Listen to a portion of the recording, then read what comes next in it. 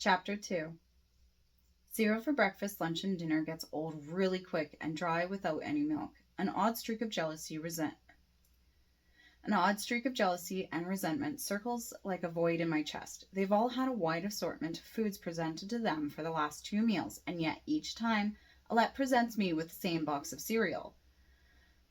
I know I said I don't mind, but it hurts when I try to reason why I can't touch their food. I try to be grateful to be given something, and I am, but it still stings that I'm not welcome enough to eat their delicious smelling food when they're already making such large batches of it. I can't eat nothing but cereal for a year. Alette sits and eats with me at the island counter, while everyone else is sitting in groups around the room and Alette sits and eats with me at the island counter while everyone else eats in groups around the room on foldable wooden chairs and at foldable wooden tables scattered around. At least she's being nice to that end. She turns back in her seat to catch the conversation going on behind her. I tried to listen in on various conversations happening, but it was too much. The noise blurred into a mess, and I couldn't focus on a single conversation enough to know what was being said. I try again, but my brain refuses to catch more than a few words from each person, whoever is the loudest at that exact moment. My hand shoots out the moment my brain connects memory with what's happening now. She turns around. Her elbow connects with a white ceramic mug, sending spots of brown liquid flying and dish dropping. The mug smashes against the ground and stops the noise in the room. "No, that was my favorite," I hear the pout. I move the mug out of elbow reach and set it down in a safer spot. Alette turns back around, but nothing happens. She grabs a sip from her mug and puts it down before stabbing a chunk of meat. I jump as a voice loudly sounds at my ears. "Did you just move that mug so she wouldn't break it?" I swing around to try to figure out who is talking to me. I glance to Alette and then to the group of eyes. Was that a problem? Should I have asked to touch her mug? Yes, I thought... "You have foresight!" she shouts at me. All eyes land on me while my eyes land on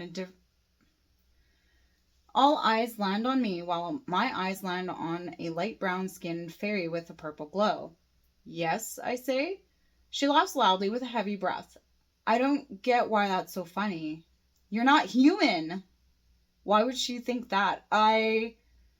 You were supposed to elbow your mug," she points to Alette. "It smashed on the ground, but she moved it so it didn't happen." "You were going to let me smash my mug?" Alette questions accusingly.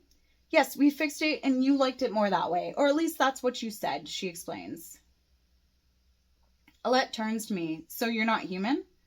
I'm not sure what to say. Is being human or not human better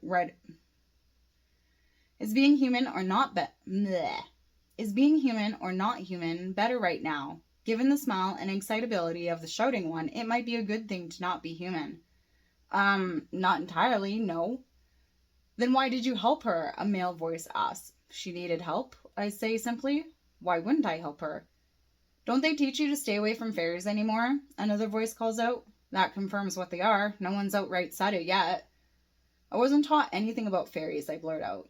"I'll need to look up fairies when I get a chance. I doubt anything I know from kids' stories is real. They don't even have wings and aren't super tiny. The patch on their vest looks like a children's book character outline, though.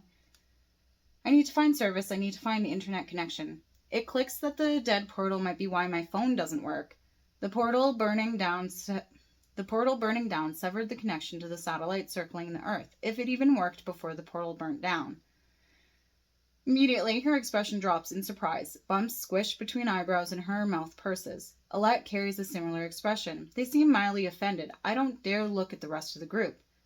I feel the need to explain more. If I was raised by supernaturals, would I have been raised to stay away from fairies? I was raised by humans. I didn't know I wasn't a human until a few months ago. I still really don't know anything about anything. Well, the purple-hued man from earlier claps his hands together once. This solves our problems. We can travel with her. It's no longer execution level illegal since she's not human. Let's get you home. That's not... Alette starts and stops, switching what she was going to say. It's still illegal. It could actually be worse. I don't think there's an actual law around it, someone says. Not illegal, but illegal adjacent. We might not get executed, but it's still potentially dangerous because of the treaty. We might still get punished if caught, another says. But she can't stay here. Might just get us executed anyway, someone mutters quieter. It's more illegal to keep you here longer, another argues. The council could come after us. It's illegal and might start a war. What treaty? I ask Alette. It would be ancient to you anyways, but basically it outlines that you stick to your side of the portal and we stick to ours. No indiscretions against each other, she responds. The tall purple fairy continues, with a clause that states should a supernatural enter our side that we should escort them back promptly without hesitation. We can argue the facts. You had an accident on the wrong side of the portal and Blondie graciously decided to help. She returned you to us, but the fire burnt down our portal before we could return her, and with our vow to return her home safely, they'd have to accept it. No punishments doled out to anyone. In fact, making her wait until a new portal is created would be more illegal than smuggling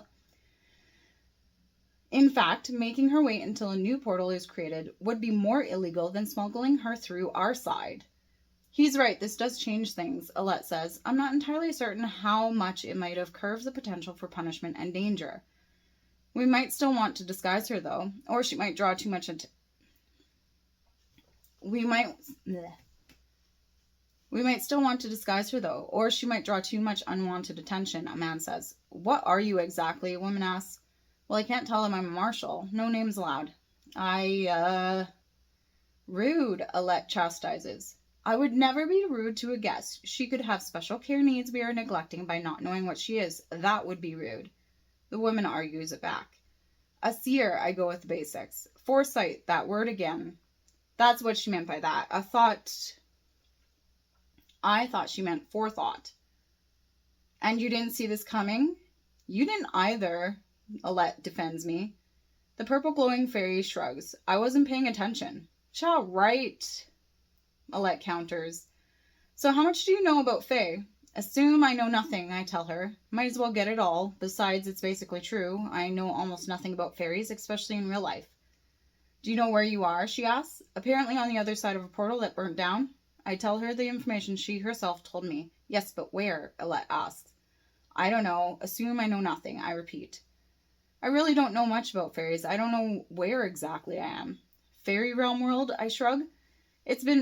It's where fae live and all sorts of other creatures. We don't have an actual name for it. Fairies have a thing about names. We access the other side, what you would call Earth, through portals around our world. Like we're on a different planet? I asked for clarification. She said realm, but then she said world. A different plane of existence, a magic long forgotten. Some fairies long ago created a different world for our protection. It's different here, but similar in some ways, she explains. The big purple guy claps once for attention. We can walk and talk. We need to get her out of here, and now that she's not human, we can take her to Troll Hill City. It's the best option to figure out the best portal to get her home.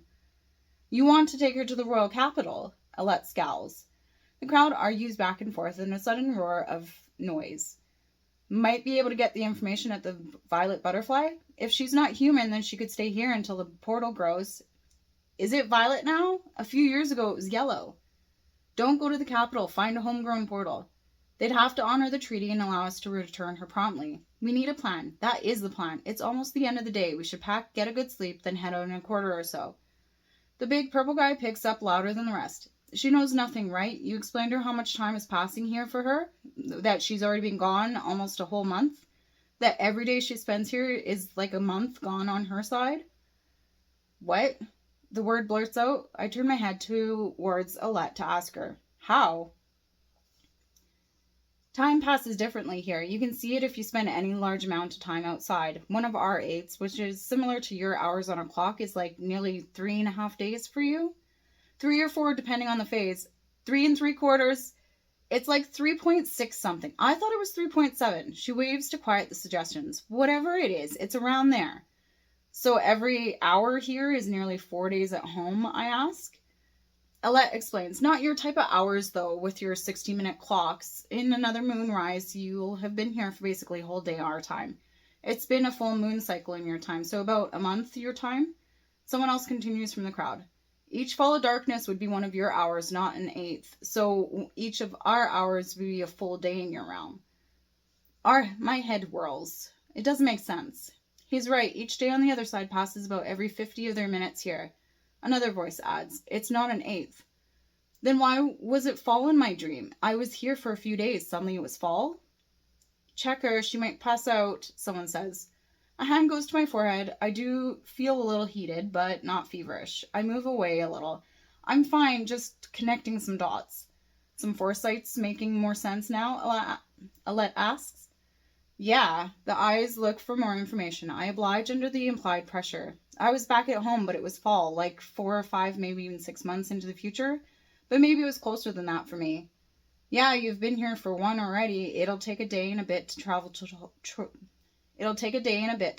Troll Hill City. Presumably another day to get approval and get to a portal. That's 3 months.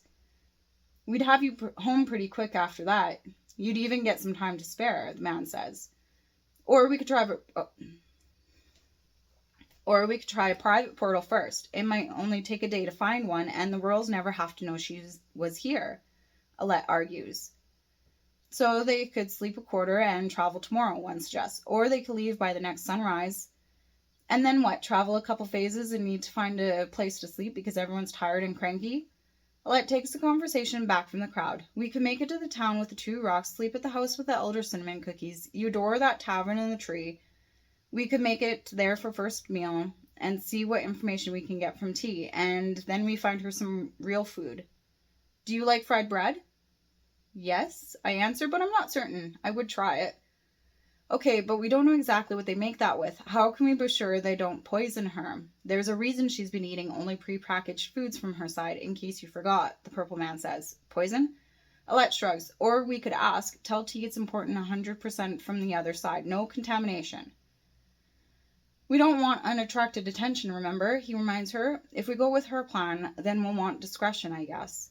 She seems to not want officials to know I was here. That might be the best for whatever treaty rules and backlash or consequences might be doled out. The conversation carries on around the room. It's hard to figure out the right option with so many people throwing in their opinions, so many people countering someone else's statement with a slight variation, nuance, or technicality. I don't know whose word to trust. Who would be the person who would know the most accurate information on this? Do I trust the purple guy and go straight to the capital? But Alette doesn't want the officials to know that we have. Alette doesn't want to know that. But Alette doesn't want the officials to know if they don't have to. Illegal, not illegal, illegal adjacent, maybe execution or not, maybe against a treaty to not go the direct route out of here. The council might cause them trouble for breaking the treaty. Maybe they've already broken the rules Maybe they've already broken the rules and they're minimizing consequences. And that's what Alette is going for. She wants to try to get me out of here discreetly so they don't get in trouble with their laws and ours. Why not? T's discreet, keeper of secrets. We could tell her. She'd know what to do, someone argues. It's illegal. Illegal adjacent. Illegal or not, they might still execute us if caught. Or we announce our vow to get her home safe and sound. They'd have to honor that per the treaty. And if we disguise her, no one will kidnap her for a pet. Excuse me, what? I don't know. It just feels like keeping her would be the better choice. I don't know. It just feels like keeping her here's the better choice. The safer choice. Keep her hidden so no one tries anything. One tries, but her reasoning is drowned out. You think someone might try to kidnap her? Amongst other things, yes. There's still people out there like that. The Royals might punish us for this. Illegal or not, we might have put everyone in danger. The purple guy raises his palms up in defense, giving up. The crowd quietens once he starts talking over them. Fine, let's try it your way. We go to T's first, but if we don't find anything immediately, we leave for the capital. Agreed, Alette nods. Good. He claps once and points his finger at us. You ladies put some shimmer on her. I'll glamour her, but we leave in one phase, so she's home by fall. Deal?